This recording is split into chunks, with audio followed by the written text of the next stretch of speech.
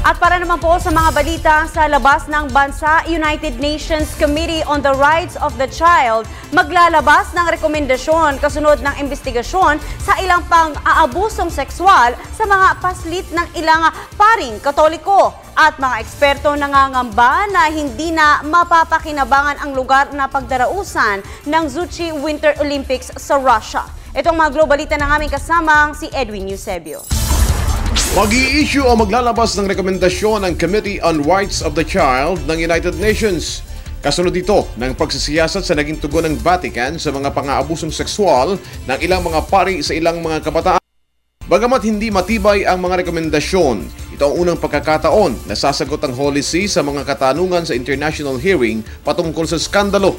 Ayon kay Archbishop Silvano Tomasi, kinatawan ng Vatican sa UN, maingat na binabalangkas ng Holy See ang mga panuntunan at paraan na naglalayong maalis na ang mga naganap na pang-aabuso. Gayunman, tumanggi ang Vatican na ilahad ang detalyadong impormasyon sa may 4,000 mga kaso na idinulog dito. Ayon kay Mark Serrano, spokesman ng mga biktima ng pang-aabusong sexual ng ilang mga pari, nais nilang maalis ang mga dati, kasalukuyan at mga posible pang sex offenders na kabilang sa kaparian.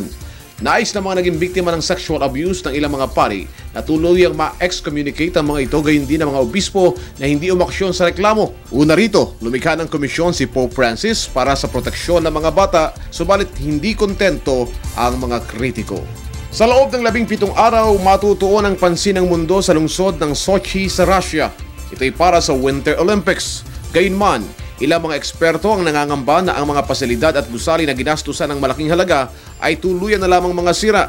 Sa dress rehearsal sa pagbubukas ng seremonya, makulay na fireworks display ang nagliwanag sa First Olympic Stadium, isa sa 7 bagong para sa Winter Games sa Sochi, Russia. Gayunman, ang tanong ng mga kritiko, ano ang mangyayari sa sandaling matapos ang palaro? Tinatayan na umaabot sa $50 milyong ang ginastos ng Russia para sa gaganaping Sochi Olympics.